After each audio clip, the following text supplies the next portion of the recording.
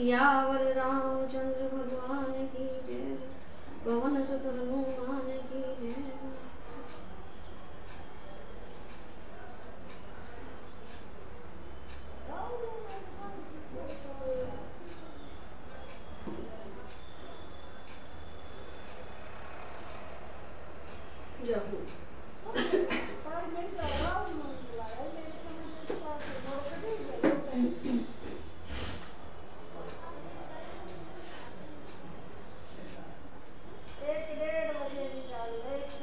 राम और रावण का युद्ध।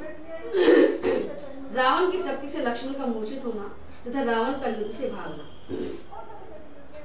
अपने उस अस्त्र के नष्ट हो जाने पर महातेजस्वी राक्षस राज रावण ने दूना क्रोध प्रकट किया। उसने क्रोधवश श्री राम के ऊपर एक दूसरे भयंकर अस्त्र को छोड़ने का आयोजन किया, जिसे मायासुर ने बनाया था। उस समय रावण के धनुष से वज्र के समान दृढ़ और दमकते हुए शूल, गदा, मूषण, मुद्गर, कूटपाश तथा चमचमाती अश्नि आदि भांति भांति के तीखे अस्त्र छूटने लगे, मानो प्रलय काल में वायु के विविध रूप प्रकट हो रहे हों। तब उत्तम अस्त्र के ज्ञाताओं में श्रेष्ठ महातेजस्वी श्री रघुनाथ जी ने गांधर्व नामक श्रेष्ठ अस्त्र के द्वारा रावण के उस अस्त्र को शांत कर दिया। महात्मा रघुनाथ जी के द्वारा उस अस्त्र के प्रतिहत हो जाने पर रावण के नेत्र क्रोध से लाल हो गए और उसने सूर्या अस्त्र का प्रयोग किया। फिर तो भयानक वेगशाली बुद्धिमान राक्षस 10 ग्रीव के धनुष से बड़े बड़े तेजस्वी चक्र प्रकट होने लगे। चंद्रमा और सूर्य आदि ग्रहों के समान आकार वाले वे दीप्तिमान अस्त्र शस्त्र सब और प्रकट होते और गिरते थे। उनसे आकाश में प्रकाश छा गया और संपूर्ण दिशा को उद्भासित हो गया। परंतु श्री रामचंद्र जी ने अपने बाण समूह द्वारा सेना के मुहाने पर रावण के कुंचकों और विचित्र आयुधों को उस अस्त्र को नष्ट हुआ देख राक्षस राज रावण ने 10 बाणों द्वारा श्री राम के सारे मर्म स्थानों में गहरी चोट पहुंचाई। रावण के विशाल धनुष से छूटते हुए उन 10 बाणों से घायल होने पर भी महातेजस्वी श्री रघुनाथ जी विचलित नहीं हुए।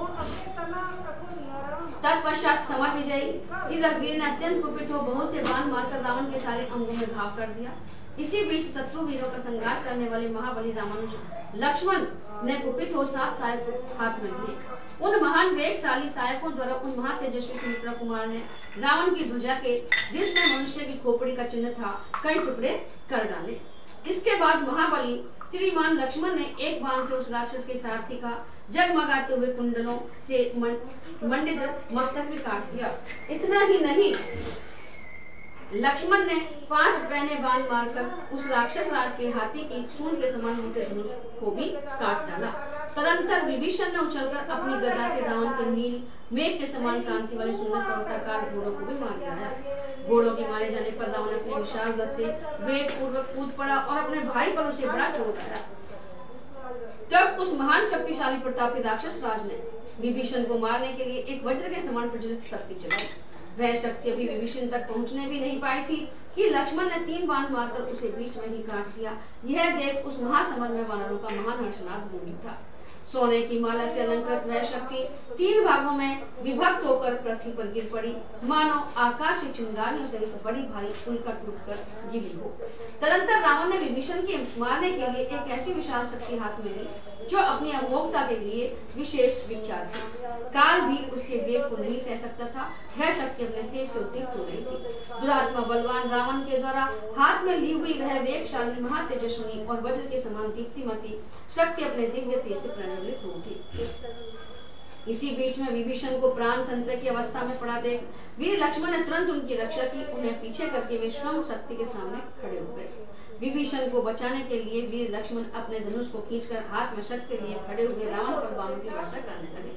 महात्मा लक्ष्मण के छोड़े हुए बाण समूह का निशाना बनकर रावण अपने भाई को मारने के पराक्रम से विमुख हो गया। अब उसके मन में प्रहार करने की इच्छा नहीं रह गई। लक्ष्मण ने मेरे भाई को बचा लिया, यह देख रावण उनकी ओर मुंह करके खड़ा हो गया और इस प्रकार बोला, अपने बल पर घमंड रखने वाले लक्ष्मण, तुमने ऐसा प्रयास करके विभीषण को बचा लिया है, इसलिए अब उस राक्षस को छोड़कर मैं तुम्हारे ऊपर ही इस शक्ति का प्रहार करता हूँ। यह शक्ति स्वभाव से ही शत्रु के खून से नहाने वाली है। यह मेरे हाथ से छूटते तुम्हारे हृदय को विदीर्ण करके प्राणों को अपने साथ ले जाएगी। ऐसा कहकर अत्यंत कुपित हुए रावण ने मायासुर की माया से निर्मित 8 घंटों से विभूषित तथा महाभयंकर शब्द करने वाली उस अमोघ एवं शत्रुघातनी शक्ति को जो अपने तेज से प्रज्वलित हो रही थी, लक्ष्मण को लक्ष्य करके चला दिया और बड़े जोर से गर्जना की। वज्र और अश्नि के समान गड़गड़ाहट पैदा करने वाली वह शक्ति युद्ध के मुहाने पर भयानक वेग से चलाई गई और लक्ष्मण को वेग पूर्वक लगी। लक्ष्मण की ओर आती हुई उस शक्ति को लक्ष्य करके भगवान श्री राम ने कहा, लक्ष्मण का कल्याण हो, तेरा प्राण नाश विषय उद्योग नष्ट हो, अतएव तू व्यर्थ हो जा। वह शक्ति विषधर सर्प के समान भयंकर थी। रणभूमि में कुपित हुए रावण ने जब उसे छोड़ा, तब वह तुरंत ही निर्भय वीर लक्ष्मण की छाती में डूब गई। नागराज वासुकी की जिह्वा के समान दैदीप्यमान वह महातेजस्विनी और महावेगवती शक्ति जब लक्ष्मण के विशाल वक्षस्थल पर गिरी, तब रावण के वेग से बहुत गहराई तक धंस गई। उस शक्ति से हृदय विदीर्ण हो जाने के कारण लक्ष्मण पृथ्वी पर गिर पड़े। महातेजस्वी रघुनाथ जी पास ही खड़े थे। वे लक्ष्मण को इस अवस्था में देखकर भ्रात स्नेह के कारण मन ही मन विषाद में डूब गए। वे 2 घड़ी तक चिंता में डूबे रहे, फिर नेत्रों में आंसू भरकर प्रलय काल में प्रज्वलित हुई अग्नि के समान अत्यंत रोष से उद्विग्न हो उठे। यह विषाद का समय नहीं है, ऐसा सोचकर श्री रघुनाथ जी रावण के वध का निश्चय करके महान प्रयत्न के द्वारा सारी शक्ति लगाकर और लक्ष्मण की ओर देखकर अत्यंत भयंकर युद्ध करने लगे। तत्पश्चात श्री राम ने उस महासमर में शक्ति से विदीर्ण हुए लक्ष्मण की ओर देखा। वे खून से लथपथ होकर पड़े थे और सर्प युक्त पर्वत के समान जान पड़ते थे। अत्यंत बलवान रावण की चलाई हुई उस शक्ति को लक्ष्मण की छाती से निकालने के लिए बहुत प्रयत्न करने पर भी वे श्रेष्ठ वानरगण सफल न हो सके, क्योंकि वे वानर भी राक्षस शिरोमणि रावण के बाण समूह से बहुत पीड़ित थे। वह शक्ति सुमित्रा कुमार के शरीर को विदीर्ण करके धरती तक पहुंच गई थी। तब महाबली रघुनाथ जी ने उस भयंकर शक्ति को अपने दोनों हाथों से पकड़कर लक्ष्मण के शरीर से निकाला और सम्रांगण में कुपित हो उसे तोड़ डाला। श्री रामचंद्र जी जब लक्ष्मण के शरीर से शक्ति निकाल रहे थे, उस समय महाबली रावण उनके संपूर्ण अंगों पर मर्मभेदी बाणों की वर्षा करता रहा। परंतु उन बाणों की परवाह न करके लक्ष्मण को हृदय से लगाकर भगवान श्री राम, हनुमान और महाकपि सुग्रीव से बोले, कपिवरों, तुम लोग लक्ष्मण को इस तरह सब ओर से घेर कर खड़े रहो। अब मेरे लिए उस पराक्रम का अवसर आया है जो मुझे चिरकाल से अभिष्ट था। इस पापात्मा एवं पापपूर्ण विचार करने वाले दशमुख रावण को अब मार डाला जाए, यही उचित है। जैसे पपैये को ग्रीष्म ऋतु के अंत में मेघ के दर्शन की इच्छा रहती है, उसी प्रकार मैं भी इसका वध करने के लिए चिरकाल से इसे देखना चाहता हूँ। वानरों, मैं इस मुहूर्त में तुम्हारे सामने यह सच्ची प्रतिज्ञा करके कहता हूँ कि कुछ ही देर में संसार रावण से रहित दिखाई देगा। यह गांव से मेरे राज्य का नाश, वन का निवास, दंड काटने की दौड़ धूप, विधेय कुमारी सीता का राक्षस द्वारा अपहरण तथा राक्षसों के साथ संग्राम, इन सब के कारण मुझे महाघोर दुख सहना पड़ा है और नरक के समान कष्ट उठाना पड़ा है। किंतु रणभूमि में रावण का वध करके आज मैं सारे दुखों से छुटकारा पा जाऊंगा, जिसके लिए मैं वानरों के विशाल सेना साथ लाया हूँ, जिसके कारण मैंने युद्ध में बाली का वध करके सुग्रीव को राज्य पर बिठाया है तथा जिसके उद्देश्य से समुद्र पर पुल बांधा और उसे पार किया है, वह पापी रावण आज युद्ध में मेरी आंखों के सामने उपस्थित है। मेरे दृष्टिपथ में आकर यह अब जीवित रहने योग्य नहीं है। दृष्टि मात्र से संहारकारी विष का प्रसार करने वाली सर्प की आंखों के सामने आकर जैसे कोई मनुष्य जीवित नहीं बच सकता, अथवा जैसे विनीता नंदन गरुड़ की दृष्टि में पड़कर कोई महान सर्प जीवित नहीं बच सकता, उसी प्रकार आज रावण मेरे सामने आकर जीवित या कुशल नहीं लौट सकता। दुर्दुष वानर शिरोमणियों, अब तुम लोग पर्वत के शिखरों पर बैठकर मेरे और रावण के इस युद्ध को सुखपूर्वक देखो। आज संग्राम में देवता, गंधर्व, सिद्ध, ऋषि और चारणों सहित तीनों लोकों के प्राणी राम का रामत्व देखें। आज मैं वह पराक्रम प्रकट करूंगा जिसकी जब तक यह पृथ्वी कायम रहेगी तब तक चराचर जगत के जीव और देवता भी सदा लोक में एकत्र होकर चर्चा करेंगे और जिस प्रकार युद्ध हुआ है उसे एक दूसरे से कहेंगे। ऐसा कहकर भगवान श्री राम सावधान वो अपने स्वर्ण भूषित तीखे बाणों से रणभूमि में दशरथ रावण को घायल करने लगे। इसी प्रकार जैसे मेघ जल की धारा गिराता है, उसी तरह रावण भी श्री राम पर चमकीले नाराजों और मूसलों की वर्षा करने लगा। एक दूसरे पर चोट करते हुए राम और रावण के छोड़े हुए श्रेष्ठ बाणों के परस्पर टकराने से बड़ा भयंकर शब्द प्रकट होता था। श्री राम और रावण के बाण परस्पर छिन्न भिन्न होकर आकाश से पृथ्वी पर गिर पड़ते थे। उस समय उनके अग्रभाग बड़े उद्दीप्त दिखाई देते थे। राम और रावण के धनुष की प्रत्यंचा से प्रकट हुई महान टंकार ध्वनि समस्त प्राणियों के मन में त्रास उत्पन्न कर देती थी और बड़ी अद्भुत प्रतीत होती थी। जैसे वायु के थपेड़े खाकर मेघ छिन्न भिन्न हो जाता है, उसी प्रकार दीप्तिमान धनुष धारण करने वाले महात्मा श्री राम के बाण समूहों की वर्षा से आहत एवं पीड़ित हुआ रावण भय के मारे वहां से भाग गया। अब श्री राम का विलाप तथा हनुमान जी की लाई हुई औषधि से सुसेन द्वारा किए गए प्रयोग से लक्ष्मण का सचेत हो उठना। महाबली रावण ने सूरवीर लक्ष्मण को अपनी शक्ति से युद्ध में धराशायी कर दिया था। वे रक्त के प्रभाव से नहा उठे थे। यह देख भगवान श्री राम ने दुरात्मा रावण के साथ घोर युद्ध के बाण समूह की वर्षा करते हुए सुसेन से इस प्रकार कहा, ये वीर लक्ष्मण रावण के पराक्रम से घायल होकर पृथ्वी पर पड़े हैं और चोट खाए हुए सर्प की भांति छटपटा रहे हैं। इस अवस्था में इन्हें देखकर मेरा शोक बढ़ता जा रहा है। ये वीर सुमित्रा कुमार मुझे प्राणों से भी बढ़कर प्रिय हैं। इन्हें लहूलुहान देखकर मेरा मन व्याकुल हो रहा है। ऐसी दशा में मुझ में युद्ध करने की शक्ति क्या होगी? ये मेरे शुभ लक्षण भाई जो सदा युद्ध का हौसला रखते थे, यदि मर गए तो मुझे इन प्राणों के रखने और सुख भोगने के क्या प्रयोजन है? इस समय मेरा पराक्रम लज्जित सा हो रहा है, हाथ से धनुष की सत्ता सा जा रहा है, मेरे सहायक शिथिल हो रहे हैं और नेत्रों में आंसू भर आए हैं। जैसे स्वप्न में मनुष्यों के शरीर शिथिल हो जाते हैं, वही दशा मेरे इन अंगों की है। मेरी तीव्र चिंता बढ़ती जा रही है और दुरात्मा रावण के द्वारा घायल होकर मार्मिक आघात से अत्यंत पीड़ित एवं दुखातुर हुए भाई लक्ष्मण को कराहते देख मुझे मर जाने की इच्छा हो रही है। श्री रघुनाथ जी बाहर विचरने वाले प्राणों के समान प्रिय भाई लक्ष्मण को इस अवस्था में देख महान दुख से व्याकुल हो गए, चिंता और शोक में डूब गए। उनके मन में बड़ा विषाद हुआ, इंद्रियों में व्याकुलता छा गई और वे रणभूमि की धूल में घायल होकर पड़े हुए भाई लक्ष्मण की ओर देखकर विलाप करने लगे। शूरवीर, अब संग्राम में विजय भी मिल जाए तो मुझे प्रसन्नता नहीं होगी। अंधे के सामने चंद्रमा अपनी चांदनी बिखेर दे तो भी उसके मन में कौन सा आह्लाद पैदा कर सकेंगे? अब इस युद्ध से अथवा प्राणों की रक्षा से मुझे क्या प्रयोजन है? अब लड़ने भिड़ने की कोई आवश्यकता नहीं है। जब संग्राम के मुहाने पर मारे जाकर लक्ष्मण ही सदा के लिए सो गए, तब युद्ध जीतने से क्या लाभ? वन में आते समय जैसे महातेजस्वी लक्ष्मण मेरे पीछे पीछे चले आए थे, उसी तरह यमलोक में जाते समय मैं भी उनके पीछे पीछे जाऊंगा। हाय, जो सदा मुझ पर अनुराग रखने वाले मेरे प्रिय बंधुजन थे, छल से युद्ध करने वाले निशाचरों ने आज उनकी यह दशा कर दी। प्रत्येक देश में स्त्रियां मिल सकती हैं, देश देश में जाति भाई उपलब्ध हो सकते हैं, परंतु ऐसा कोई देश मुझे नहीं दिखाई देता जहाँ सहोदर भाई मिल जाए। दुर्दुष वीर लक्ष्मण के बिना मैं राज्य लेकर क्या करूंगा? पुत्र वत्सला माता सुमित्रा से किस तरह बात कर सकूंगा? माता सुमित्रा के दिए हुए उल्हाने को कैसे सह सकूंगा? माता कौशल्या को क्या जवाब दूंगा? भरत और महाबली शत्रुघ्न जब पूछेंगे कि आप लक्ष्मण के साथ वन में गए थे, फिर उनके बिना ही कैसे लौट आए, तो उन्हें मैं क्या उत्तर दूंगा? अतः मेरे लिए यही मर जाना अच्छा है। भाई बंधु में जाकर उनकी कही हुई खोटी खरी बातें सुनना अच्छा नहीं। मैंने पूर्व जन्म में कौन सा अपराध किया था जिसके कारण मेरे सामने खड़ा हुआ मेरा धर्मात्मा भाई मारा गया? हाँ भाई नरश्रेष्ठ लक्ष्मण, हाँ प्रभावशाली सूर्यप्रवर, तुम मुझे छोड़कर अकेले क्यों परलोक में जा रहे हो? भैया मैं तुम्हारे बिना रो रहा हूँ, तुम मुझसे बोलते क्यों नहीं हो?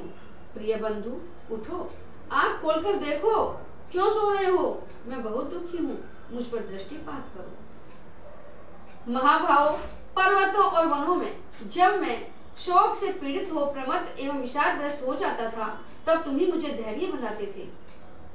फिर इस समय मुझे क्यों नहीं सांत्वना देते हो? इस तरह विलाप करते हुए भगवान श्री राम की सारी इंद्रियां शोक से व्याकुल हो उठी। उस समय सुसेन ने उन्हें आश्वासन देते हुए यह उत्तम बात कही, पुरुष सिंह, व्याकुलता उत्पन्न करने वाली इस चिंता युक्त बुद्धि का परित्याग कीजिए, क्योंकि युद्ध के मुहाने पर की हुई चिंता बाणों के समान होती है और केवल शोक को जन्म देती है। आपके भाई शोभावर्धक लक्ष्मण मरे नहीं हैं। देखिए, इनके मुख की आकृति अभी बिगड़ी नहीं है और न इनके चेहरे पर कालापन ही आया है। इनका मुख प्रसन्न एवं कांतिमान दिखाई दे रहा है। इनके हाथों के हथेलियां कमल जैसी कोमल हैं, आंखें बहुत साफ हैं। प्रजानाथ, मरे हुए प्राणियों का ऐसा रूप नहीं देखा जाता। शत्रुओं का दमन करने वाले वीर, आप विषाद न करें, इनके शरीर में प्राण है। वीर, ये सो गए हैं, इनका शरीर शिथिल होकर भूतल पर पड़ा है, सांस चल रही है और हृदय बारंबार कंपित हो रहा है, उसकी गति बंद नहीं हुई है। यह लक्षण इनके जीवित होने की सूचना दे रहा है। श्री रामचंद्र जी से ऐसा कहकर बुद्धिमान सुसेन पास ही खड़े हुए महाकवि हनुमान जी से कहा, सौम्य, तुम शीघ्र ही यहाँ से महोदय पर्वत पर, जिसका पता जामवंत पहले बता चुके हैं, जाओ और उसके दक्षिण शिखर पर उगी हुई विशाल कल्याणी, विशल्यकर्णी, सावर्ण्यकर्णी, संजीवकर्णी तथा संधानी नाम से प्रसिद्ध महाऔषधि को यहाँ ले आओ। वीर, उन्हीं से वीरवर लक्ष्मण के जीवन की रक्षा होगी। उनके ऐसा कहने पर हनुमान जी औषधि पर्वत महोदय गिरी पर गए, परंतु उन औषधियों को न पहचाने के कारण वे चिंता में पड़ गए। पहुंच तो गए लेकिन अब कौन सी औषधि समझ नहीं पाया। इसी समय अमित तेजस्वी हनुमान जी के हृदय में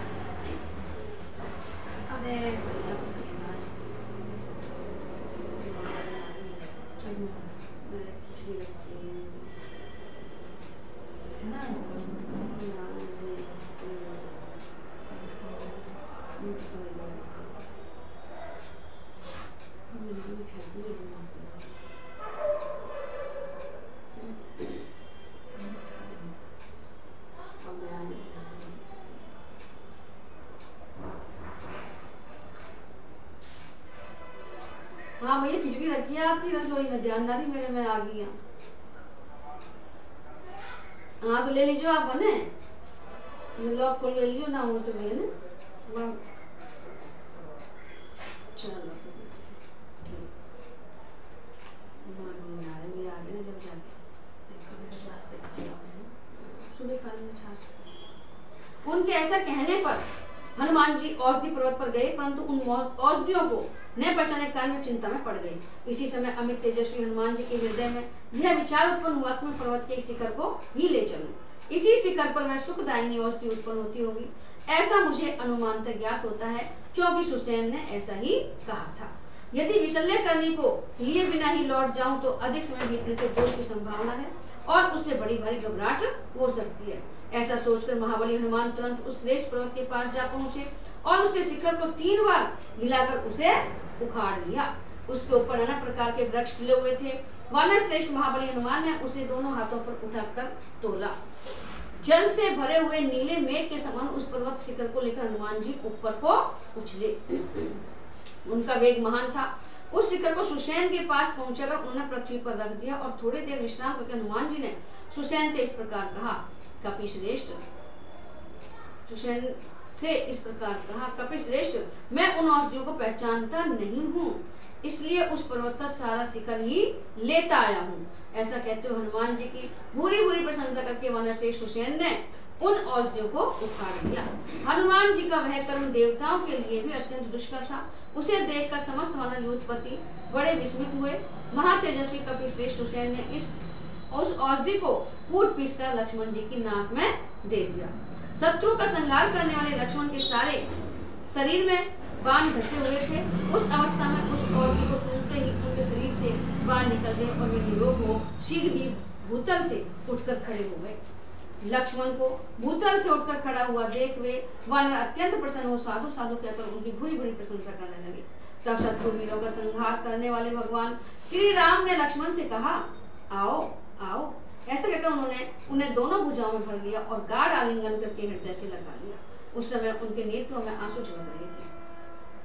सुमित्रा कुमार को हृदय से लगाकर श्री रघुनाथ जी ने कहा, वीर, बड़े सौभाग्य की बात है कि मैं तुम्हें मृत्यु के मुख से पुनः लौटा हुआ देखता हूँ। तुम्हारे बिना मुझे जीवन की रक्षा से, सीता से अथवा विजय से कोई मतलब नहीं है। जब तुम ही नहीं रहोगे तब मैं इस जीवन को रखकर क्या करूंगा। महात्मा रघुनाथ जी के ऐसा कहने पर लक्ष्मण खिन्न हो शिथिल वाणी में धीरे धीरे बोले, आर्य, आप सत्य पराक्रमी हैं। आपने पहले रावण का वध करके विभीषण को लंका का राज्य देने की प्रतिज्ञा की थी।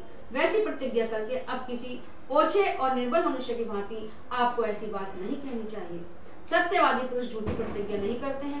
प्रतिज्ञा का पालन ही बड़प्पन का लक्षण है। निष्पाप रघुवीर, मेरे लिए आपको इतना निराश नहीं होना चाहिए। आज रावण का वध करके आप अपनी प्रतिज्ञा पूरी कीजिए। आपके बाणों का लक्ष्य बनकर शत्रु जीवित नहीं लौट सकता। ठीक उसी तरह जैसे गरजते हुए तीखी दाढ़ वाले सिंह के सामने आकर महान गजराज जीवित नहीं रह सकता। ये सूर्य देव अपने दिन भर का भ्रमण कार्य पूरा करके अस्ताचल को नहीं चले जाते जब तक कि ही जितना शीघ्र संभव हो सके मैं उस दुरात्मा रावण का वध देखना चाहता हूँ। आर्य वीरवर, यदि आप युद्ध में रावण का वध करना चाहते हैं, यदि आपके मन में अपनी प्रतिज्ञा की पूरी करने की इच्छा है तथा आप राजकुमारी सीता को पाने की अभिलाषा रखते हैं, तो आज शीघ्र ही रावण को मारकर मेरी प्रार्थना सफल करें। लक्ष्मण की कही हुई उस बात को सुनकर शत्रु वीरों को संहार करने वाले पराक्रमी श्री राम ने धनुष लेकर उस पर बाणों का संधान किया। उन्होंने सेना के मुहाने पर रावण को लक्ष्य करके उन भयंकर बाणों को छोड़ना प्रारंभ किया। इतने में राक्षस राज रावण भी दूसरे रथ पर सवार हो श्री राम पर उसी तरह चढ़ आया जैसे राहु सूर्य पर आक्रमण करता है। दशमुख रावण रथ पर बैठा हुआ था, वह अपने वज्रोपम बाणों द्वारा श्री राम को उसी तरह बीनने लगा जैसे मेघ किसी महान पर्वत पर जल की धारावाहिक वृष्टि करते हैं। श्री रामचंद्र जी भी एकाग्रचित्त और रणभूमि में दशमुख रावण पर प्रज्वलित अग्नि के समान तेजस्वी स्वर्ण भूषित बाणों की वर्षा करने लगे। श्री रघुनाथ जी भूमि पर खड़े हैं और वह राक्षस रथ पर बैठा हुआ है। ऐसी दशा में इन दोनों का युद्ध बराबर नहीं है। वहाँ आकाश में खड़े हुए देवता, गंधर्व और किन्नर इस तरह की बातें करने लगे। भगवान राम तो पृथ्वी पर, राक्षस रथ पर है। उनकी अमृत के समान मधुर बातें सुनकर तेजस्वी देवराज इंद्र ने मातली को बुलाकर कहा, साक्षे रघुकुल तिलक श्री रामचंद्र जी भूमि पर खड़े हैं, मेरा रथ लेकर तुम शिव उनके पास जाओ। भूतल पर पहुंचकर श्री राम को पुकार कर कहो, यह रथ देवराज ने आपकी सेवा में भेजा है। इस तरह उन्हें रथ पर बिठाकर देवताओं के महान देव सारथी मातली ने उन्हें मस्तक झुकाकर प्रणाम किया और यह बात कही, देवेंद्र मैं शीघ्र ही आपके उत्तम रथ में हरे रंग के घोड़े जोतकर उसे साथ लिए जाऊंगा और श्री रघुनाथ जी के सारथी का कार्य भी करूंगा। तदंतर देवराज इंद्र का जो शोभाशाली श्रेष्ठ रथ है, जिसके सभी अवयव सुवर्ण में होने के कारण विचित्र शोभा धारण करते हैं, जिसे सैकड़ों घुंघरुओं से विभूषित किया गया है, जिसकी कांति प्रातः काल के सूर्य की भांति अरुण है, जिसके कुंवर में वैदुर्य मणि जड़ी गई है, जिसमें सूर्य तुल्य तेजस्वी हरे रंग वाले सुवर्ण जाल से विभूषित तथा सोने के साज बाज से सजे हुए अच्छे घोड़े जोते हैं और उन घोड़ों को श्वेत चमर आदि से अलंकृत किया गया है तथा जिसके ध्वज का दंड सोने का बना हुआ है, उस रथ पर आरूढ़ हो मातली देवराज का संदेश ले स्वर्ग से भूतल पर उतरकर श्री रामचंद्र जी के सामने खड़ा हुआ। सहस्त्र लोचन इंद्र का सारथी मातली चाबुक लिए रथ पर बैठा हुआ हाथ जोड़कर श्री रामचंद्र जी से बोला, महाबली शत्रुसूदन श्रीमान रघुवीर, सहस्त्र नेत्रधारी देवराज इंद्र के विजय के लिए आपको यह रथ समर्पित किया है। यह इंद्र का विशाल धनुष है, यह अग्नि के समान तेजस्वी कवच है, छेड़ मत बढ़ाया।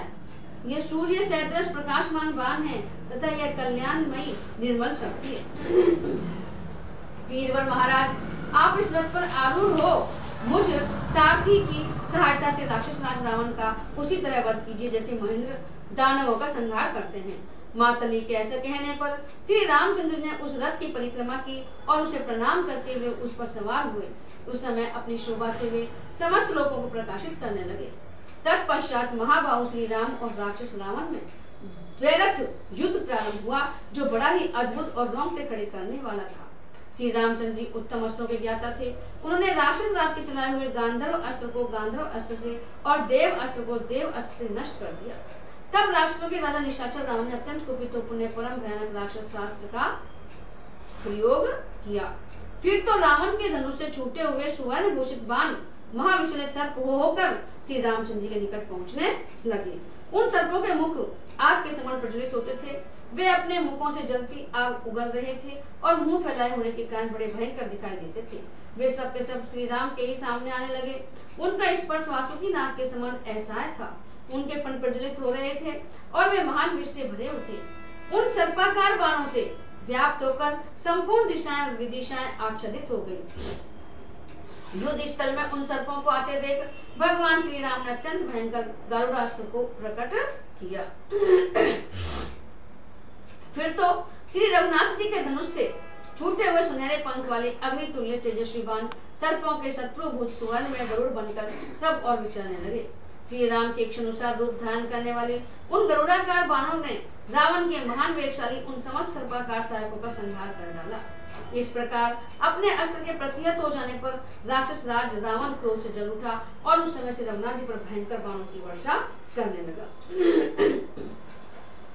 अनायास ही महान कर्म करने वाले श्री राम को सहस्त्रों बाणों से पीड़ित करके उसने मातली को भी अपने बाण समूह से घायल कर दिया। तत्पश्चात रावण ने इंद्र के रथ की ध्वजा को लक्ष्य करके एक बाण मारा और उससे उस ध्वज को काट डाला।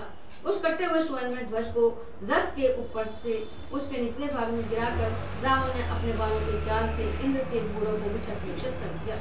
यह देख देवता गंधर्व चारण तथा दानव विषाद में डूब गई। श्री राम को पीड़ित देख सिद्धों और महर्षियों ने वर्णन बड़ा धक्का हो गया। विभीषण सहित सारे वानर युद्ध पति बहुत दुखी हो गए। श्री राम रूपी चंद्रमा को रावण रूपी राहु से ग्रस्त हुआ देख बुध नामक ग्रह, जिसके देवता प्रजापति हैं, उस चंद्र प्रिया रोहिणी नामक नक्षत्र पर आक्रमण करके प्रजावर्ग के लिए अहितकारक हो गया। समुद्र प्रज्वलित सा होने लगा, उसकी लहरों से धुआं सा उठने लगा और वह कुपित सा होकर ऊपर की ओर इस प्रकार बढ़ने लगा मानो सूर्य देव को छू लेना चाहता है। सूर्य की किरणें मंद हो गई, उसकी कांति तलवार की भांति काली पड़ गई। वह अत्यंत प्रखर कबंध के चिन्ह से युक्त और धूमकेतु नामक उत्पात ग्रह से संसक्त दिखाई देने लगा। आकाश में इक्ष्वाकु वंशियों के नक्षत्र विशाखा पर, जिसके देवता इंद्र और अग्नि है, आक्रमण करके मंगल जा बैठा। उस समय 10 मस्तक और 20 भुजाओं से युक्त 10 ग्रीव रावण हाथों में धनुष लिए मैनाक पर्वत के सामने दिखाई देता था। ट्रॉफी ले जाए। राक्षस रावण के बाणों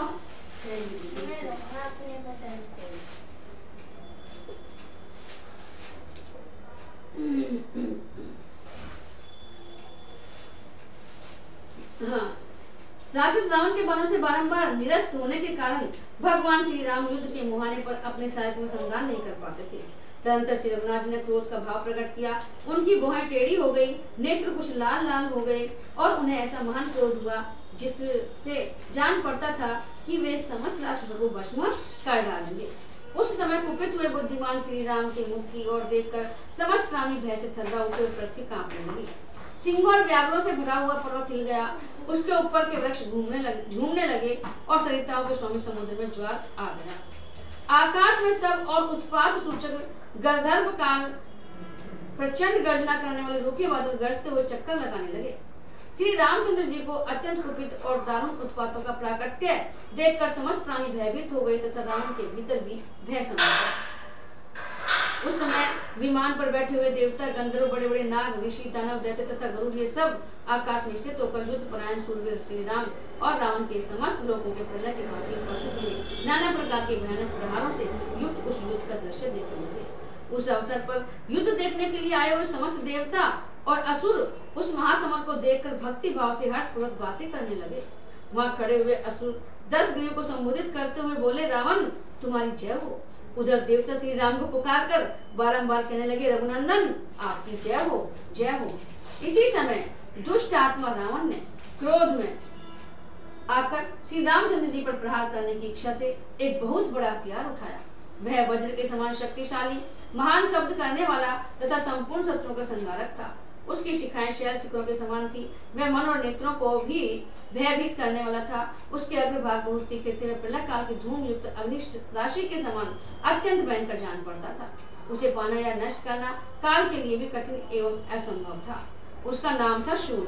वह समस्त भूतों को छिन्न भिन्न करके उन्हें भयभीत करने वाला था। रोष से उद्युक्त हुए रावण ने उस शूल को हाथ में ले लिया।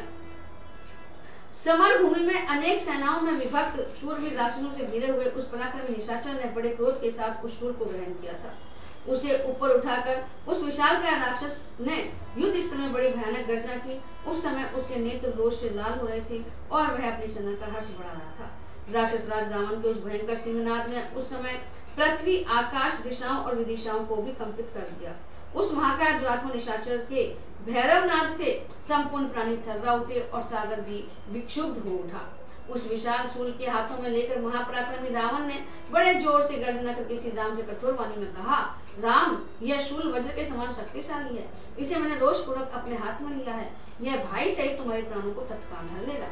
युद्ध की इच्छा रखने वाले राघव, आज तुम्हारा वध करके सेना के मुहाने पर जो सूरवीर राक्षस मारे गए हैं, उन्हीं के समान अवस्था में तुम्हें भी पहुंचा दूंगा।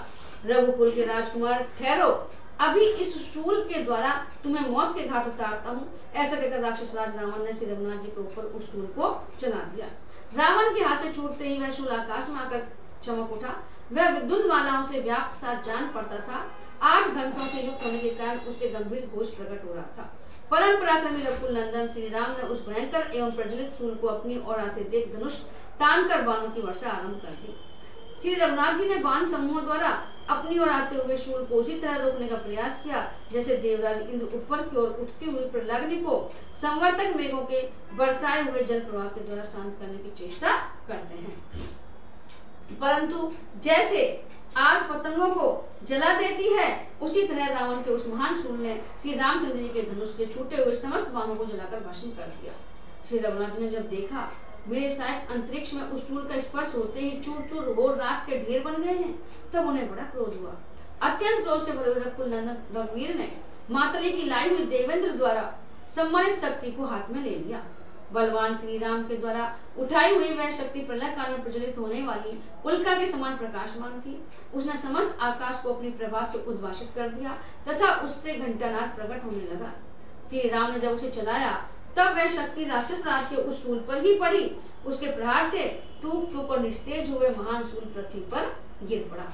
इसके बाद श्री रामचंद्र जी ने सीधे जाने वाले महावेगवान वज्र तुल्य पहने बाणों के द्वारा रावण के अत्यंत वेगशाली घोड़ों को घायल कर दिया। फिर अत्यंत सावधान होकर उन्होंने 3 तीखे तीरों से रावण की छाती छेद डाली और 3 पंखदार बाणों से उसके ललाट में भी चोट पहुंचाई। उन बाणों की मार से रावण के सारे अंग क्षत विक्षत हो गए, उसके सारे शरीर से खून की धारा बहने लगी। उस समय अपने सैन्य समूह में खड़ा हुआ राक्षस राज रावण फूलों से भरे हुए अशोक वृक्ष के समान शोभा पाने लगा। श्री रामचंद्र जी के बाणों से जब सारा शरीर अत्यंत घायल हो लहूलुहान हो गया, तब निशाचर राज रावण को उस रणभूमि में बड़ा खेद हुआ। साथ ही उस समय उसने बड़ा भारी क्रोध प्रकट किया। बोलो सियावर रामचंद्र भगवान की जय।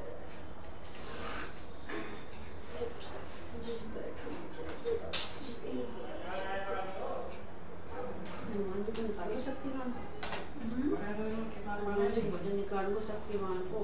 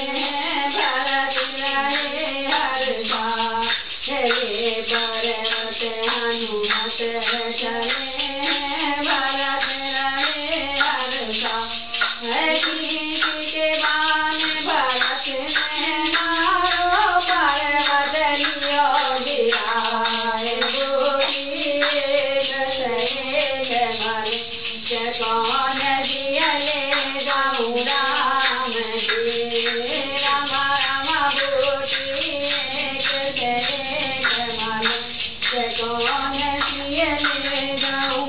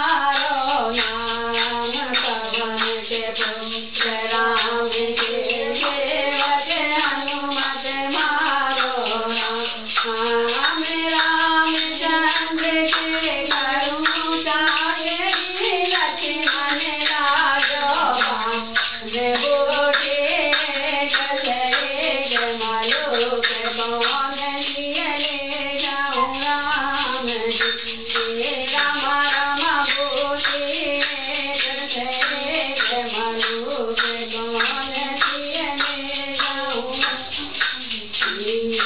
आओ भैया बैठो बाण पर लंका गाँव पहुँचा है आओ मेरे भैया बैठो बाण पे लंका गाँव पहुँचा है मेरे भैया के बाण लगो है बूटी देव पिलाए बूटी मलुक कौन दिए जाऊं राम राम राम बूटी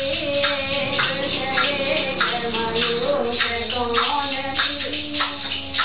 राम जी लंका में पहुँच राम हर साए घोष के बूटी लखन दिया लंका में पहुँच राम हर साए घोष के बूटी लखन दिया राम लखन और दोनों भैया मिल गए भुजा पसार बूटी मलुक कौन दियले जाऊं राम जी बूटी मलुक कौन दियले जाऊं राम जी। बोलो बजरंग बली की। सभी का भला करो भगवान सबे पर दया करो भगवान सभी के कष्ट हरो भगवान सभी के पाप हरो भगवान सभी के अवगुण दूर करो भगवान सभी को सद्गुण देओ भगवान सभी को सद्बुद्धि देओ भगवान सभी में आप रमो भगवान सभी का भला करो भगवान प्रभु निज दिन यही है प्रार्थना कादर करुण मन की जहाँ भी हो वहीं से ले देना सुधि दुखी जन की दया में आप जैसा कौन शुभ चिंतक हमारा है कृपालु आप जैसा कौन हित चिंतक